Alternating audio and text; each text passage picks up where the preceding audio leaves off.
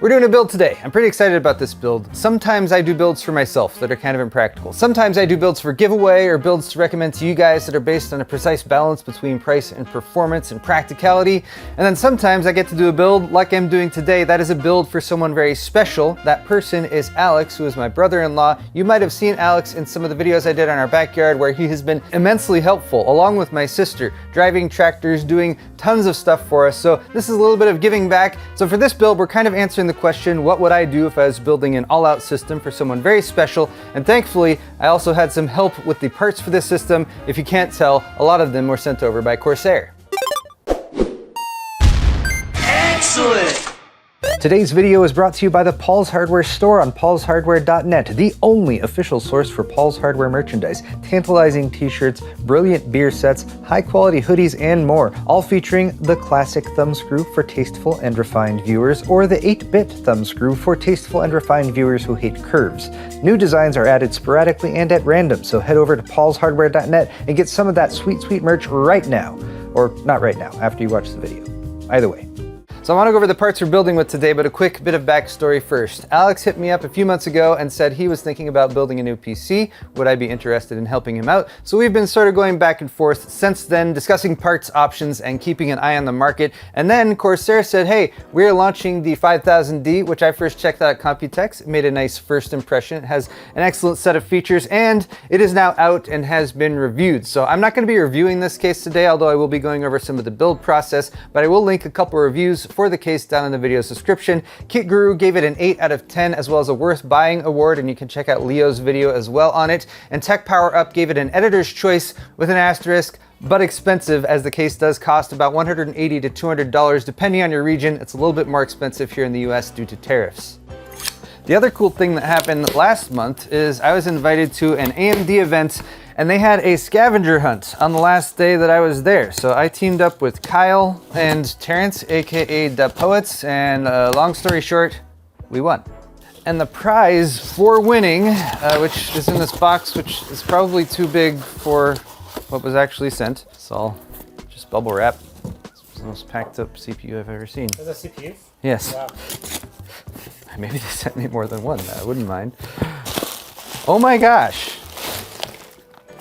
What the heck? This is like an MRE or something like that. What? That's actually awesome. This is actually kind of cool because I've been wanting one of these trays. These trays are awesome if you have multiple CPUs that you need to store and you don't want to put them all back in their clamshells. All right, there it is. Amongst all that packaging, we have our CPU. So yes, we're building the best gaming PC that you can build right now in terms of gaming performance, and that is of course going to feature this CPU, which is the AMD Ryzen 7 9800X3D. It's close to a $500 CPU, but it is the best right now, at least if you want to get the most performance out of your graphics card. And the graphics card we're going with is the RTX 5090 because it is also the fastest gaming graphics card right now. Of course, we're going to make sure that we plug in our power connector all the way firmly and securely so we don't have any potential melting issues. But other than that, we're very happy with the GPU-CPU combo that we have here. Oh, and did I mention this is the ASUS TUF Gaming RTX 5090 OC. 32 gigs of GDDR7, a very large overbuilt air cooler that does a fine job keeping things cool. And to cut down on the amount of software that we're going to need to have running on the system to sort of maintain all the hardware and especially RGB lighting, we're pairing the ASUS graphics card with an ASUS motherboard, the ROG Crosshair X670E Hero, which is a very nice motherboard. It's also a very expensive motherboard, not necessarily one that I'd recommend to anyone who didn't have lots of money to spend. But these are my choices building a system for my brother-in-law, and I'm choosing from parts that I have on hand, and I happen to have 2 of those, so he gets one of them. And that leaves just the Corsair components remaining, -1. I did supplement our storage with a 4TB Lexar NQ780 PCIe 4.0 NVMe SSD. That's going to go along with the 2 MP700 Elite 2TB SSDs that we have from Corsair. So Alex is going to have 8 terabytes of total storage in this system, as well as 2 very fast PCIe Gen 5 drives.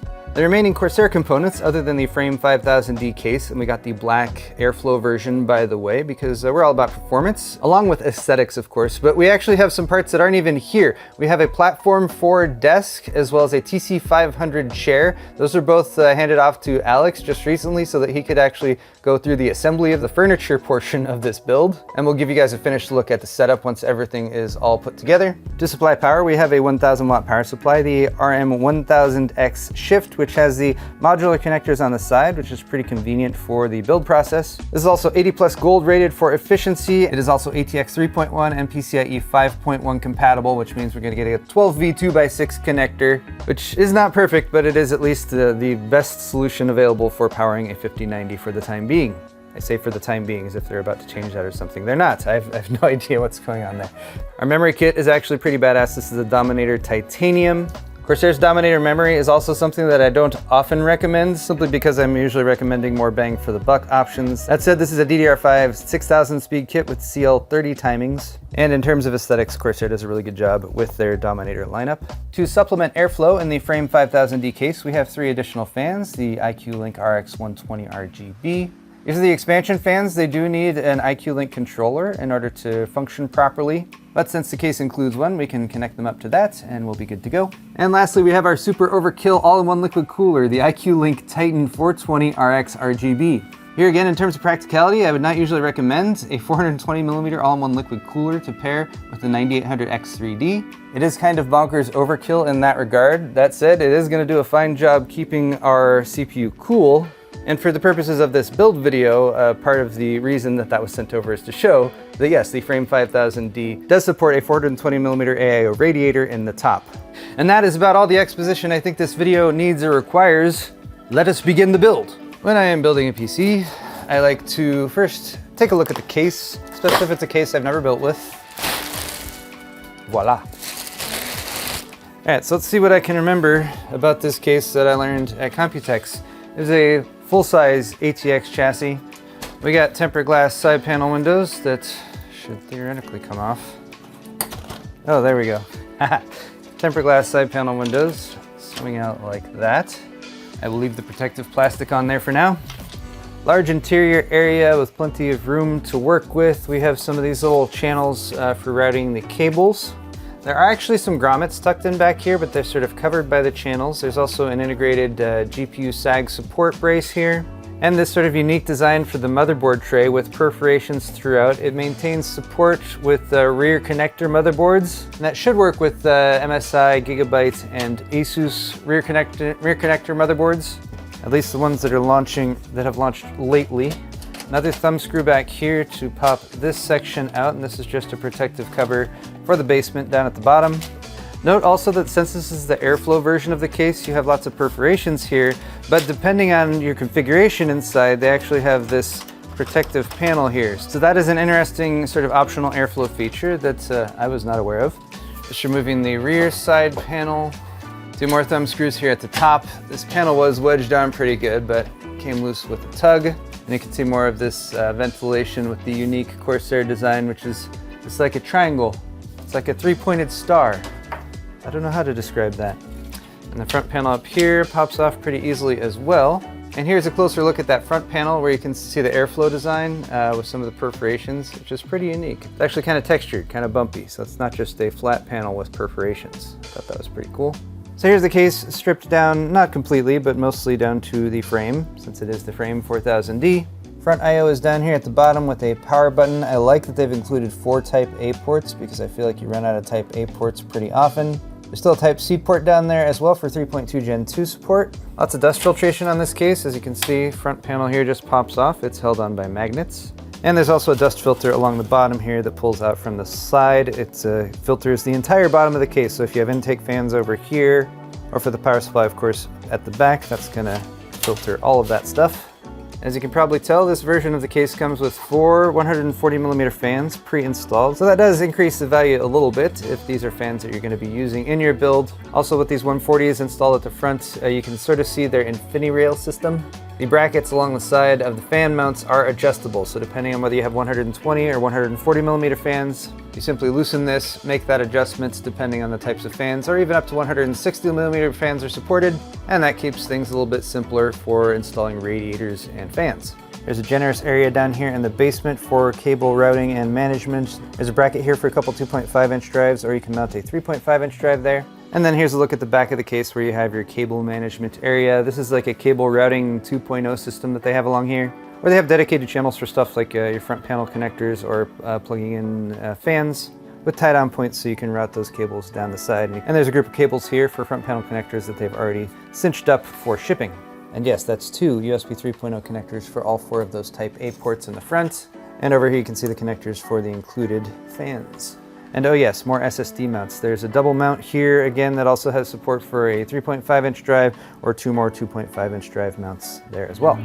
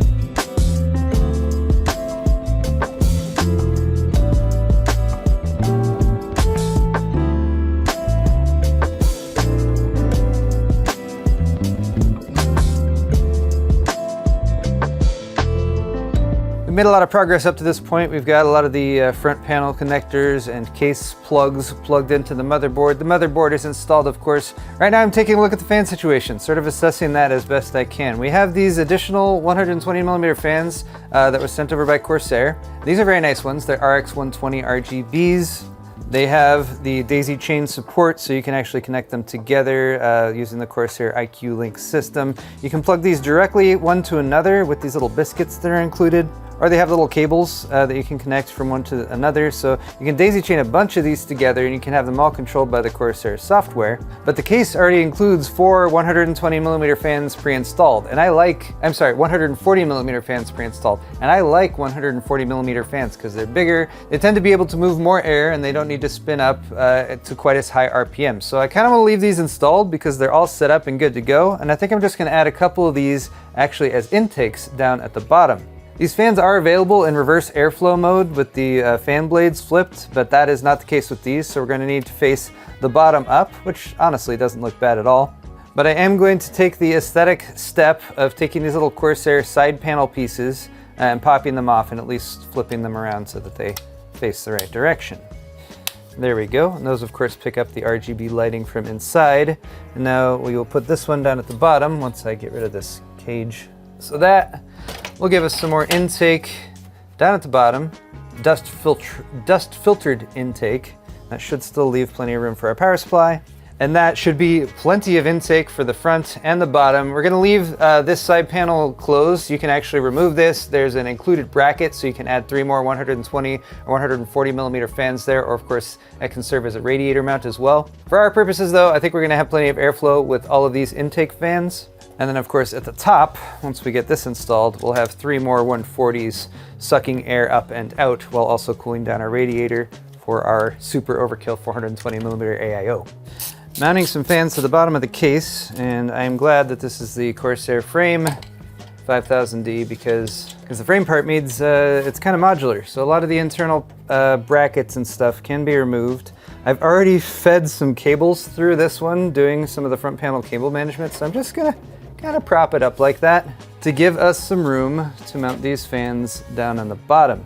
Now, if you're mounting fans to a case, you'll often have fan screws, and these are actually some specialized fan screws that Corsair made that you don't have to twist quite as much for them to screw in all the way. A unique little Corsair innovation in the past few years. But if you're trying to mount directly to a case, you either need to mount through the case into the fan, But for that you need like bigger size screw holes, and that's not what this has.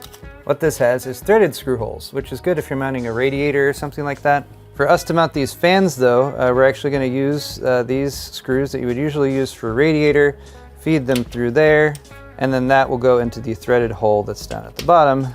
And a quick correction, these are the screws that came with the 420mm all-in-one liquid cooler. These came with the case. They're slightly shorter, and we want to use these slightly shorter ones so that when they're screwed in, they don't protrude too much from the bottom of the case, because this is also where the case's dust filter goes, and we don't want screws sticking out that might mess with that over time. Ta-da. All right.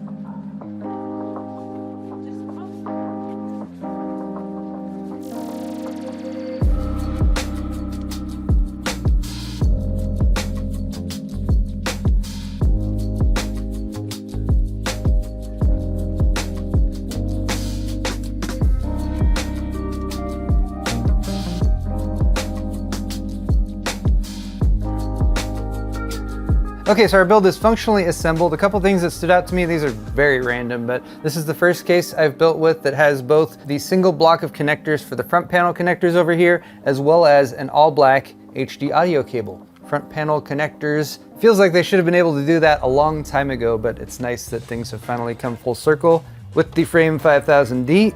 But before I do the cable management in the back, which is still looking pretty hideous right now, we're gonna do a little test boot, as it's always nice to make sure that things are functional after they've been installed in the case. I'll even use the front panel button. All right, we have lights. We have most of the fans spinning. Our fans up here are not quite yet, but I think that's because I didn't plug them in. See, this is why we do test boots, just to see if we plugged everything in. But the good news is that the system appears to be booted up well enough for now. So I'm going to be doing a little bit of Windows installation, a little bit of cable management in the back. We'll come back in just a few moments, give you guys a final look at the build before we go ahead and deliver it to Alex. So after that first test boot, there were a few things to get sorted. I will explain them now. My top bank of fans, which come pre-installed on this AIO, which is very convenient, do not come with one of Corsair's proprietary cables plugged into them, which is just my bad, I missed it. Conveniently, I could have connected that on either side, but I just plugged one here in the back and then routed that around to the back to connect to the Corsair IQ Link hub. After that, I went ahead and installed Windows, got the basic system setup stuff done. I did remove the 2 additional SSDs from the motherboard by popping off the graphics card. That's just sort of best practice when you're installing Windows so the boot partition doesn't get dropped onto one of the other SSDs. Everything goes on that main SSD. And then after Windows was loaded, I reinstalled those 2 extra SSDs as well as the graphics card. The reason I did this step before doing all the cable management was I wanted to make sure that the RGB was kind of locked in, because I wanted to get some final shots of this build before I delivered it with the RGB at least synchronized to some degree and looking somewhat nice. There are 2 primary brands I'm working with in this build, Corsair of course, as well as ASUS, and they each have their own software that controls RGB. They're actually supposed to be able to sync together. You can tell the ASUS Armory Crate software to treat the Corsair IQ software as if it were a game and then synchronize both together. However, that just wasn't working for me after multiple restarts. So for the RGB that you're seeing here, which is just a nice gradient between sort of a purple and a pink, I'm controlling the ASUS motherboard, graphics card, and the 3 fans at the front and the 1 in the back with the ASUS software. and then the remaining Corsair fans, as well as the AIO and the memory with the Corsair IQ Link software. And if any of you have used either of these software suites, you might have your own personal feelings and opinions about them, which I encourage you to leave in the comment section down below. The upshot was I was able to get the RGB at least synchronized, and from there I moved on to cable management in the back. The cable management in this case is actually very nice, simply because there are so many tie-down points, and they even have that sort of square grid on the back of the motherboard, as well as some other areas on the rear panel. And with that, you can take these little snap-on pieces to pop them in wherever you might need. So I used one of those to help support my IQ Link hub in the back. And then everything else I just got cinched down and tidied up as much as I could, mostly with the Velcro straps that come pre-installed. And that brings us around to the latter half of this video, where we're going to be delivering the system to Alex, taking a look at the final setup with the new desk and the new chair, and maybe getting a little bit of an A/B comparison from his old system to the new one. But before that, here is the final build.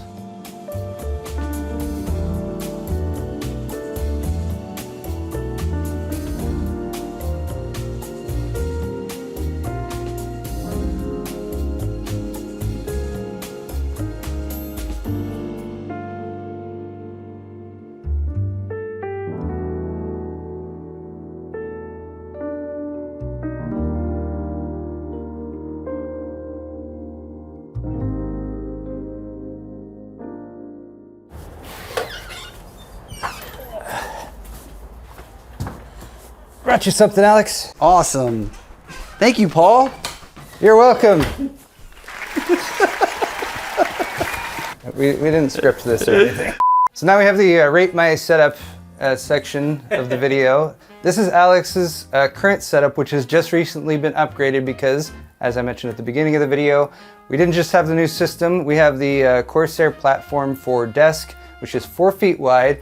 Alex, after I delivered this and the TC500 chair the other day, Alex put them all together, all by himself. Was it hard? No, pretty easy. Pretty easy to assemble. And then Alex was so inspired that he got some accessories for the platform for desk. So it has these extensions on the side that Corsair offers, gives you a couple feet on either side. Of course, we don't want to have the new system down on the floor, so that gives us some nice space for that right here. And then this is the accessory panel that comes with it as well. Kind of like a little pegboard. You can pop up there so you can fit your controllers, what have you. What is this? This is Steam Deck. Alex has got a Steam Deck going as well. And what we want to do is give you guys a little bit of an A/B comparison from the old setup to the new setup. I guess we can't really show the old setup really. There it is. But what Alex has been gaming on for some time now is a laptop, which is also an ASUS TUF laptop. Do you know the specs of this? It's the A15. It's probably about 4 years old. Okay, about a 4-year-old laptop, A15, and I had Alex run a little test on here to give us a point of comparison.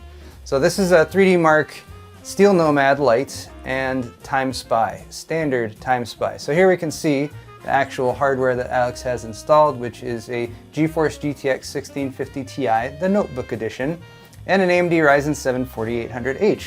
Perfectly capable little laptop, but we're gonna go from a 1650 Ti notebook to a 5090 and a 9800X 3D. I'm thinking that we might get slightly better results with the new system. So here's The Last of Us Remastered. The Last of Us Part 2 Remastered. This came out back in April. And this is a game that Alex has really been wanting to play. On the laptop, he has not played much because it's not a very good playing experience. It's getting a frame rate between 15 to 20, maybe in the low 20s at times. I think it's funny that your 1650 Ti laptop GPU is using 8 out of its 3 gigs of VRAM. That's a little bit over. It's a little bit much. 4 gigs of VRAM, definitely not enough for gaming in 2025. We're playing at 3440 by 1440, and this monitor has a 120 Hz refresh rate, although the laptop is only able to push 100 Hz. Alex said if he goes up to 120, it starts to get choppy and stuff. So we should also be able to max out the monitor's performance with the new graphics card. And speaking of the monitor, Alex, we got you this whole new setup. Maybe in a sequel video, we'll get you a new monitor too. Oh, wow. Dude! Or poop. And now the unboxing of Alex's new computer. Our first look. Although I did send him a picture of it, so he kind of knows what it looks like already. Oh, wow. Slightly bigger than your laptop. I'm gonna take up half my room. Holy jeez, man. So I'm really glad that you got these extensions for the platform 4. Stand her up.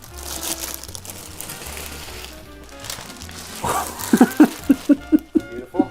Dude, that card is so massive. It's bigger than your laptop. Yeah, it really is. I'm never quite sure, like, I don't think you're supposed to lift it by the strap back here. Something like this. Yeah, lift with the knees anyway. You okay? You want a back brace? Oh yeah. I do this all the time. Oh, wow, man. Glorious.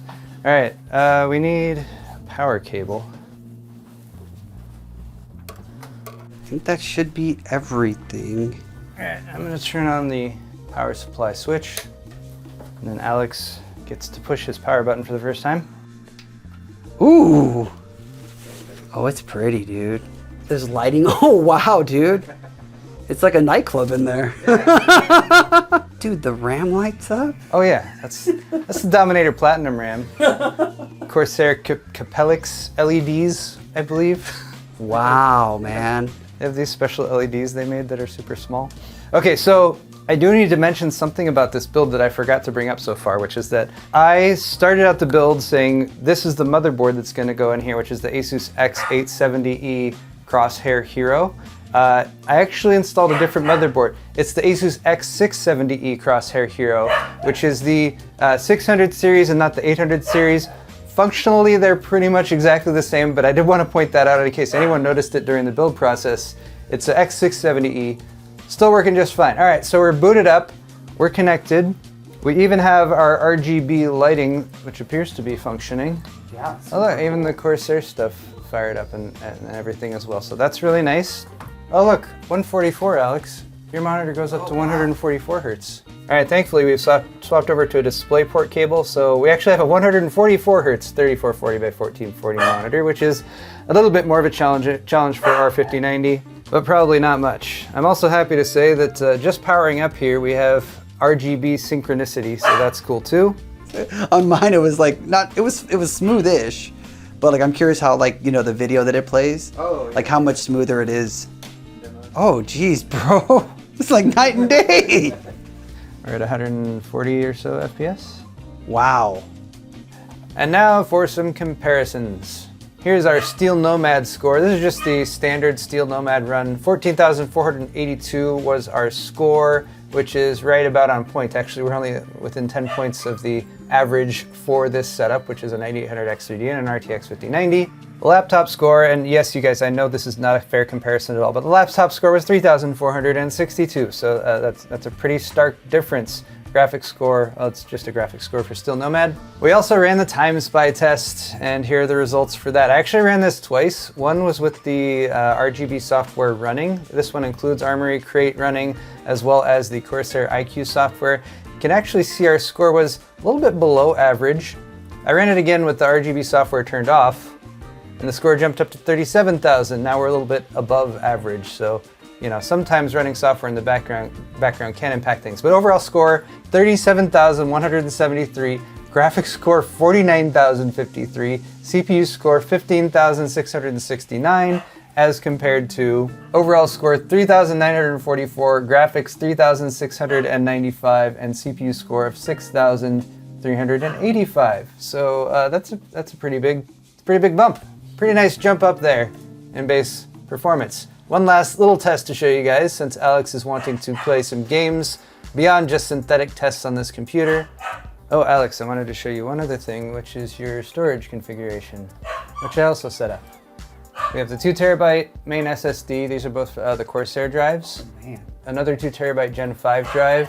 That's where I put your games folder. So when you install games to Steam, you can choose your local disk, or you can choose the Gen 5 drive. And then you have another 4 terabyte Gen 4 drive that's empty that you can store. Oh, wow. That's where you can store all of your furry pictures and I mean the dogs. Bro. Pictures of your dogs is what. Bro, come on, man. Don't put me on blast. Yeah, and then you got your external there too, so that'd be great if you need to transfer anything over from your laptop. Yes, so normally where I store my games, I think that's mostly what's on that drive. Okay. So. But yeah, I'd say like put games here because they're gonna load up so much faster. Oh, geez. This is my monitor? Wow. Even the logo looks like CRISPR, man. Jeez. You can see like individual follicles of hair. So we're just loaded up, and just the loading took a lot less time than before. I think we need to turn our frame rate cap off though to see what we're actually hitting there. We can see we're now actually within the capabilities of the RAM. We're only using 11 of our 32 gigs available on the 5090. CPU usage is at around 50% or so, peaking at around 70 or 80. That's a little bit better there. All right, so we turned VSync off and we upgraded the graphics. So now we're actually at very high settings, the highest preset available here, and we're hitting at about 190 to 200 FPS. Lows in the 150s, highs in the 220s, 230s. That's way more playable since we're only trying to hit 144 Hertz here. And you know, Alex, if we do, you know, upgrade you to a different monitor, like you're ready for it. This could do 4K. We'll see. But this is a good monitor. I mean, 1440 ultra wide is super sweet. I didn't even know games could get to this FPS, dude. I'm not even joking. Can you run forward a little bit or do a little bit of... Now that Alex is running around a little bit and there's more going on in the game, FPS has dipped a little, but we're still comfortably above 144 Hertz. And again, we're using the highest settings available, highest preset available in the game. Very high. Some appropriate closing words. The dogs had been cooped up too long. We had to let them out. This is Sumac and Solani. Sumac is the smaller one, and they're very good puppies, but they also have lots of energy. Wislas. They're awesome. So anyway, that's all the time we have for this video. I want to say a huge thank you to Corsair for helping provide many of the components that we built with today. Thank you.